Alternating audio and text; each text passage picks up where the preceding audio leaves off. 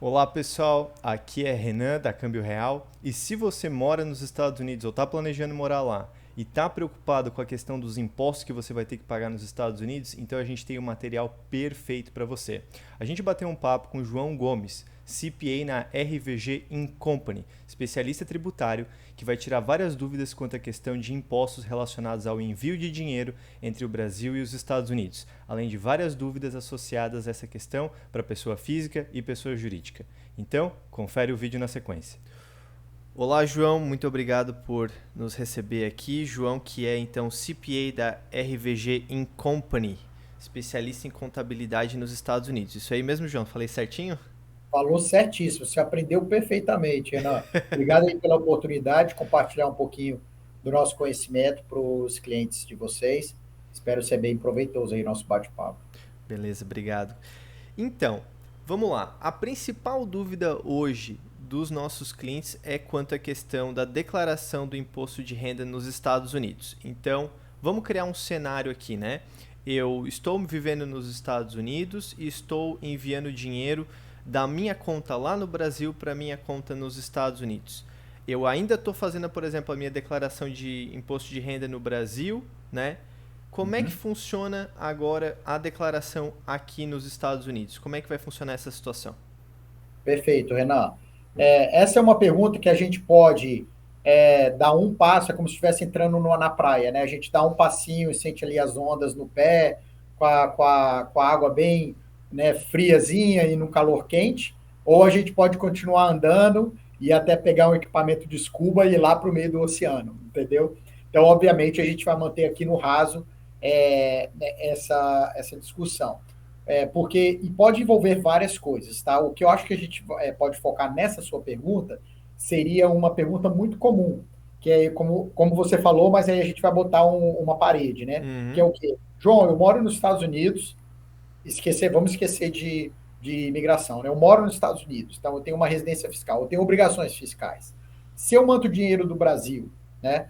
Igual você falou, disponibilidade financeira. Se eu mando dinheiro do Brasil para cá, entra dinheiro na minha conta nos Estados Unidos, de diferentes formas. Eu tenho que declarar esse dinheiro? Eu tenho que pagar imposto nesse dinheiro? É uma pergunta muito comum, tá? E a razão de eu ter colocado essa barreira é porque a pergunta pode vazar para assim, João, eu sou residente nos Estados Unidos, o que, que eu tenho que declarar do Brasil? Esse tipo de conversa eu acho que é totalmente fora do nosso contexto. Então vamos focar aí nessa de eu mandei dinheiro para cá, João. Eu tenho que declarar? Eu tenho que pagar imposto sobre esse dinheiro? A resposta é a seguinte: não. Por quê? Porque só o envio do dinheiro para cá não necessariamente quer dizer que você teve agora algo tributável, tá? Se você não teve uma transação que se encaixa na lei tributária, que vai fazer você ter a obrigação de pagar algum tipo de imposto, tá? E Uhum. outra, as pessoas perguntam muito isso porque no Brasil é muito comum, né? Você ter aquela ligação da Receita Federal com o banco, então, eles querem tudo que entra no banco, né? Há aquela mudança patrimonial, até porque o Brasil, o imposto de renda, você tem declaração de bens lá no finzinho, aqui não existe declaração de bens. Então, quando você tem uma troca patrimonial ali, tem que estar batendo com que ou que você recebeu, ou venda de um apartamento, ou herança, ou seja o que for, que aumentou, né, o seu patrimônio. Aqui não existe isso. Então, não há uma comunicação direta do banco americano com a Receita Federal Americana. Então, não é porque você teve uma transação e fez um depósito de US$ 100.000 via Wire que o IRS já vai te mandar uma carta falando, você teve uma renda aqui de US$ 100.000 que não está no seu imposto de renda. Isso não existe nos Estados Unidos, tá? Então, a pessoa pode ficar tranquila quanto a isso. O que ela tem que focar é com a transação, né? Com a origem dessa transação, o que essa transação se refere. Foi só um dinheiro que estava na sua conta pessoa física para sua conta aqui dos Estados Unidos? Não há nada tributável, não tem nada que você tenha que declarar aqui nos Estados Unidos, não há imposto sobre isso, tá? Zero. Uhum. Tá? Agora, foi uma venda de um apartamento do Brasil, que aí entrou na minha conta, e aí eu trouxe para os Estados Unidos. Bom, aí não é nem porque você trouxe esse dinheiro para os Estados Unidos. O que a gente tem que olhar é a venda do apartamento. Essa venda vai ter que se declarar aqui nos Estados Unidos ou não? Aí entra naquela parede, né, que eu falei que a gente não vai ultrapassar nessa Perfeito. conversa, mas é entender a obrigação dessa pessoa, se ela se tornou residente fiscal nos Estados Unidos, o que ela está sujeita a pagar imposto sobre transações do Brasil. Mas eu acho que nesse tópico aí o importante é a pessoa entender que o que é depositado no banco americano, não necessariamente, automaticamente, você já tem nenhum tipo de obrigação tributária. O banco não fala com a Receita Federal automaticamente, como é a ideia do Brasil. Uhum. No caso de envio de terceiros, por exemplo, né? Tô recebendo uma mesada, tô recebendo um pagamento por serviços que eu ofereci para brasileiros e o brasileiro está me enviando dinheiro aqui nos Estados Unidos. Como que muda essa situação? Perfeita pergunta aí, porque é um gancho com a primeira pergunta, né, Ana? É o seguinte, então aí a gente acabou de entrar naquele âmbito de o que tributa é a transação, né? Uhum, Então, se ele ocorreu uma transação no Brasil e essa pessoa mora nos Estados Unidos, ela é residente fiscal, tá? O que isso quer dizer? O residente fiscal ele tem que declarar renda de qualquer lugar do mundo.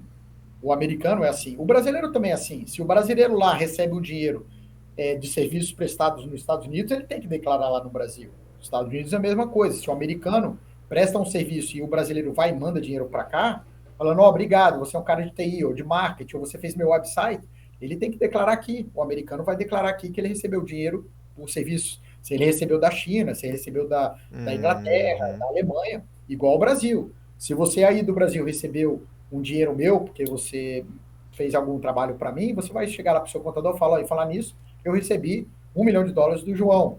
uhum, Deus queira, né? E aí eu tenho que pagar imposto no Brasil. Então a ideia é muito similar. Você olha a transação. Independente se ele enviou o dinheiro para cá ou não, ele tem que pensar se a transação, né, se é algo que é tributável. Então, por exemplo, vamos usar os dois exemplos que você deu aí, né? Ah, eu recebi uma doação do meu avô e aí mandei para cá. Aí é já a legislação tributária. Você tem que ver, a legislação tributária tributa doações? Não. Então a pessoa que recebe doação não paga nenhum imposto. Então quando ele manda o dinheiro para cá, não tem que declarar nada, não tem que declarar imposto de renda sobre nada e não tem uhum, que declarar nada para a Receita falando que entrou tanto no banco americano. Já serviços, aí sim. Então ele vai olhar, ah, João, eu tenho uma conta no Brasil. Então eu nem trouxe para os Estados Unidos, eu fiz o trabalho e me pagaram lá. Se essa pessoa residente fiscal é considerada como se fosse um americano, né? Ele vai estar uhum. declarando essa renda e pagando imposto sobre a renda. Quando ele envia o dinheiro para os Estados Unidos, obviamente não há imposto nenhum, porque não é através do envio, né? Eles sempre estão olhando o imposto de renda é o quê? Sobre renda. Então eles Uhum. querem saber se o que a transação gerou renda ou não. Né? O envio não é tributável. Deixa eu perguntar mais detalhes sobre essa questão de residente fiscal. Isso não tem nada a ver com o meu status imigratório, né? Como é que funciona Correto. a definição do residente fiscal? Quem é residente fiscal? A boa notícia é que, de certa maneira, essa resposta é uma resposta técnica, mas muito objetiva e que não é gigante. Então vai ser fácil de explicar, tá? É, por razão da Receita Federal querer tributar o imigrante ou o ilegal, ela não podia estar ligada à imigração, à lei imigratória, né? O Uhum, Código de Imigração americano. Então, para isso, eles têm dois testes. Eles criaram o próprio teste de residência, né? Seria a residência fiscal, não residência migratória. Quais são esses testes, né, Renan, que você me perguntou? Dois testes, objetivos, baseado em lei, tá? Não tem nada subjetivo sobre o teste. Teste do Green Card, você recebeu o Green Card, você é residente fiscal a partir daquela data. Inclusive, se você estiver fora do país. Então, existe processos imigratórios onde você pega o seu Green Card, em teoria, no consulado no Brasil, ou seja, qual for o país. Se uhum, você recebeu o Green Card, foi aprovado, tem lá a data de aprovação. Ah, o meu Green Card foi emitido, né? A partir dessa data, você é residente fiscal. E o segundo teste é o teste que enquadraria o imigrante, ou o ilegal, ou a pessoa que não tem uma documentação para ficar permanente, ter trabalho nos Estados Unidos. Esse é o teste de presença física. Exceto algumas exceções, né, que no caso, visto de estudante, alguns vistos de atletas, pesquisador, em termos gerais, qualquer visto, inclusive se você não tem visto, passou pelo México, vamos dizer, se você passa de 6 meses dentro do país, você é residente fiscal no primeiro dia que você entrou naquele ano, tá? Naquele ano fiscal. Então, a pessoa que já está morando aqui, passou de status, estou morando já 2, 3 anos, tecnicamente falando, ela é residente fiscal, declara seu imposto de renda como se fosse um americano. perfeito. Até é importante comentar, né? É, existem vários empecilhos quanto à questão da não declaração, né? Tem muita gente que pensa, bem, já estou ilegal mesmo, então não vou declarar, não vou fazer nada. Mas na verdade é sim importante, mesmo em quem está em situação ilegal, declarar o imposto de renda, né? Exatamente. Isso é uma pergunta bem comum também, viu, Renan, em outras lives, podcasts e Uhum, palestras que eu dou, que ocorre muito, principalmente quando eu estou fazendo palestras ou entrevistas, né, para empresas que lidam muito com a comunidade brasileira, né, a comunidade que está fora de status ou procurando se legalizar dentro do país, mas já mora aqui, é muito comum. O que eu digo é uma parte de experiência própria, tá? Onde que em 2000 houve uma anistia, né, uma semi-anistia, eu diria, onde que houve uma brecha da lei, né, então totalmente legal, onde foi permitido pessoas se legalizarem através do empregador, né, mesmo que ela tivesse o documento. Então, se o empregador falasse, eu preciso dessa mão de obra, mas era uma lei bem mais amena, não é? Porque hoje a pessoa, se ela tem uma qualificação extraordinária, consegue até hoje mesmo, não é uma exceção nem nada, e muitas pessoas pegando nesse tipo. Então, o que acontece? Numa questão de algum tipo de anistia, houve discussões que talvez na administração do Biden poderia haver uma certa anistia onde que se a pessoa estivesse morando aqui 5 anos ou mais e tivesse como provar que estava aqui presente fisicamente 5 anos ou mais, que poderia ter um certo tipo de legalização, onde teria ao mínimo uma permissão de trabalho, poder pegar o Social Security, que é muito importante para várias razões aqui nos Estados Unidos, mas que um dos requerimentos é que provasse também que nos últimos 3 anos tinha feito o imposto de renda, né? E paga os impostos em dia. Então, essa é uma das razões, a parte migratória. Uma outra situação que ocorre muito é que a pessoa às vezes até declara, mas declara uns valores irrisórios, ridículos, né? Só para dizer que está declarando, e quando você olha, você vê que não tem nada a ver. Uma pessoa de uma família de três, o cara fez lucro, é porque ele é autônomo, vamos dizer que trabalha em obra, ou limpeza, uhum. ou piscina, ou o que seja, e ele teve um lucro de US$ 5.000 na empresa. Obviamente, de repente, ele pode ter até declarado o faturamento do ano, mas aí jogou compras, né, de comida para casa, jogou o aluguel da casa, aí no fim das contas aquilo ali foi o que realmente sobrou, mas a lei tributária não é assim, você tem o lucro e tem algumas coisas pessoais que não são dedutíveis, né? Você não pode jogar tudo como dedução e não pagar nenhum imposto. Então, o que acontece com a pessoa que não faz corretamente também, depois que ela está um tempo aqui, ela quer comprar uma casa, né? Aí uma das primeiras coisas que vão pedir é o imposto de renda e a pessoa não tem imposto de renda. Ou tinha um valor muito baixo, ela vai ter que corrigir e financiar o valor do imposto. Então, há várias razões, até né, quando a gente fala qualitativas, para você fazer o certo e declarar corretamente, né, que pode te ajudar no futuro. Perfeito. Mais uma dúvida ainda sobre essa questão de recebimento de dinheiro do Brasil. A gente sabe aqui na Câmbio Real que muitos dos nossos clientes, especialmente da Câmbio Checkout, começam como pessoa física. Então, por exemplo, um personal shopper faz alguns serviços para brasileiros e aí migra para pessoa jurídica depois de algum tempo. A estrutura empresarial já está mais sólida, vou investir mesmo, vou criar um negócio. Fiscalmente falando, onde é que vale a pena eu migrar de pessoa física para pessoa jurídica nos Estados Unidos e para começar a receber esses pagamentos do Brasil? Perfeito. Aqui nos Estados Unidos a gente tem alguns formatos de empresas, tá? Mas a forma de tributar as empresas, né? Não é como o Brasil, onde você tem o Simples Nacional para uma empresa menor, e aí você tem o lucro presumido, e aí o lucro real não existe. Aqui é basicamente o lucro real, tá? Então você teve lucro, você vai pagar imposto com lucro. O que afeta esse imposto é que, como no Brasil aqui existe o Social Security, que no Brasil o INSS, né, vamos dizer assim, Uhum. então, dependente do formato de empresa, você vai pagar o imposto de renda e vai pagar o INSS, tá? Então, eles são duas obrigações que você tem. O que acontece é, quando você está na pessoa física, você é considerado autônomo, o seu lucro vai estar sujeito automaticamente a esses dois impostos. Depois se você existe um formato de empresa onde que o lucro você vai pagar automaticamente somente o imposto de renda. Não quer dizer que você está isento do INSS, mas quer dizer que esse formato de empresa você tem como ter uma certa flexibilidade, planejar, entender a lei, para que você monitore quanto que você vai ter de prolabore, por exemplo, dentro da sua própria empresa. Porque o prolabore é onde você vai pagar o INSS americano, o Social Security. O que eu falo para as pessoas é que, dependendo do lucro que você tiver na empresa, pode chegar um certo momento onde vale a pena você ter toda não a burocracia, porque aqui nos Estados Unidos não é burocrático, mas o custo adicional de ter essa empresa para que você tenha esse desconto do INSS. Então, eu falo para as pessoas assim, isso é uma pessoal, tá? Se você atingiu $30 mil de lucro na sua empresa, fazendo esse personal shopper e etc., de repente vale a pena conversar com o contador, o tributarista, para falar, olha, eu tive $30 mil, será que vale a pena agora eu ter uma empresa mais formal, que aqui a gente chama de S Corporation, e eu poder economizar um pouco mais de imposto aí sobre o meu lucro? Porque ele vai sentir imediatamente esse imposto que eu te falei do INSS. Então, há uma diferença ali onde você começa a economizar um pouco desse INSS. 30 mil ao ano, né?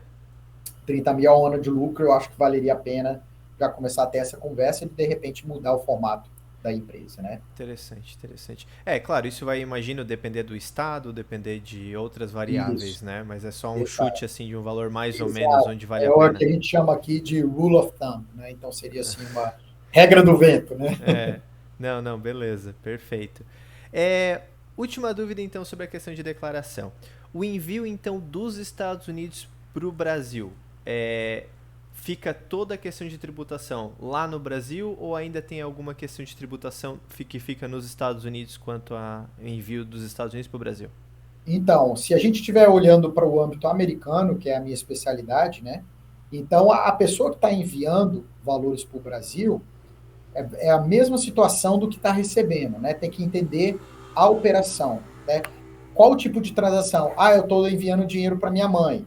Ah, então é doação. Então a gente olha na lei tributária, olha no parte do código que fala sobre doações, que é diferente do imposto de renda, imposto de doação e sucessão é uma outra área do código tributário, tá? Ele está totalmente assim em paralelo do imposto de renda. Então você olhando lá, você fala, ok, o que diz o código tributário sobre doações e sucessão? Ah, que diz que você pode doar até $15 mil por ano para qualquer uma pessoa e não tem que se preocupar com o tipo de tributação ou imposto, nada disso. Ah, então beleza. Então eu posso mandar $15 mil por ano para minha mãe, não há nenhum tipo de tributo nos Estados Unidos. Ah, eu estou mandando $15 mil para o Brasil porque eu contratei uma pessoa para o meu business aqui, está fazendo um serviço de lá. Ah, então isso na verdade é um benefício que você está tendo aqui. Você não tem uma declaração em si, mas aqui um formulário que você precisa que ele preencha, e aqui você lança a despesa normal, como se estivesse pagando para qualquer pessoa dentro dos Estados Unidos. Então, em resumo, você tem que olhar a operação e entender a operação, quais são as obrigações com aquela operação, não simplesmente só o envio do dinheiro. Perfeito. E assim, né? Vamos lá. Do ponto de vista assim, só pra gente finalizar, em que momento ok, já tá complexo demais, acho que agora eu preciso de uma ajuda profissional assim, e aí vou contratar RGV. Como é que funciona essa questão do contador nos Estados Unidos, né? O papel dele, né? Eu acho o seguinte, Renan, até mesmo como modelo da RVG, a gente tem um modelo muito boutique, né? Então, nem todos os clientes se encaixam, dependendo do tamanho e da complexidade, porque é um time muito técnico, então o valor, a carga horária é muito pesada, então tem que haver o custo-benefício. O que eu estou ganhando em contratar a RVG e o valor que eu tenho que pagar, o que eu estou ganhando com isso? Então tem que haver essa decisão do custo-benefício. Mas como qualquer área da atuação, principalmente na área profissional, existem camadas, né, de profissionais. Você pode pegar um que é para tratar de coisas mais simples até, né, do melhor dos Estados Unidos, vamos supor, se a gente está falando na área criminal, né, você pode ter uma situação de uma multa de trânsito ou você pode ter uma situação de um assassinato, né? Então aí você vai ter que entender o tipo de profissional que precisa. O que eu digo para os clientes é o seguinte: analisa o valor e volume de transações que você vai ter, né, durante o ano, porque dependendo desse volume, é o que vai tornar interessante você começar a procurar um profissional. Então, por exemplo, o cliente que conseguiu $30 mil de lucro esse ano, que usa câmbio real para fazer o checkout, seja o que for, está transacionando 100% dos Estados Unidos, mas tem uma plataforma no Brasil, os clientes são de lá, etc. Então, ele já atingiu aí, bom, beleza, já vale a pena eu conversar com o contador e entender as vantagens, obrigações e etc. de abrir uma empresa, de meio que oficializar isso, né? Formalizar isso. Mas, de repente, não é o modelo de cliente que o RVG, né, que o João trabalha. Mas existem profissionais ali, contadores, que vão já tratar do cliente que tem aquele nível de transações menores, entendeu? Então, eu acho que a dica que eu daria para o pessoal é ficar de olho no volume, né? Então, volume queria dizer, né, do número e no montante. Então, pode ser que você não tenha um volume tão alto, mas você teve 2 transações durante o ano de US$ 100.000. Entender, de repente, as obrigações antes que a pessoa tenha uma surpresa, ou esperar até o ano fechar e aí vai falar com o contador, minha renda foi 60 mil ano passado como empregado, mas eu tive um business, né, on the side que eu fiz 100 mil. Aí ele vai tomar uma pancada e talvez já gastou o dinheiro todo e não vai estar preparado. Perfeito. João, muito obrigado por tirar essas dúvidas. Nossos clientes que tiverem e o pessoal aqui assistindo que tiver qualquer dúvida, pode falar com você por onde? Qual os melhores Olha, canais? eu vou dar o meu e-mail que não é usado, né? O pessoal gosta muito do Instagram, mas meu e-mail é J de João Gomes, é o mesmo que o cantor, mas eu não canto nada, @rvgco.cpa. Esse é meu e-mail. E no Instagram também o pessoal gosta muito de usar, porque às vezes eles estão ali e já mandam mensagem. JOE, porque aqui nos Estados Unidos eles não sabem falar João, não sabe nada nasal. Então eu vim para cá 27 anos atrás, tive que inventar um nome e ficou Joe. JOEH Gomes é o meu arroba do Instagram. Joey Beleza. H. Gomes. A gente coloca um elementozinho gráfico aqui para deixar escrito certinho. Fica mais fácil, É, né? fica mais fácil. João, de Beleza, novo, irmão. muito obrigado de verdade. E Prazer imenso ajudar vocês. é isso aí. Pessoal, qualquer outra dúvida, então é só deixar aqui nos comentários e nos conteúdos subsequentes a gente vai ir matando para vocês, ok? Muito obrigado.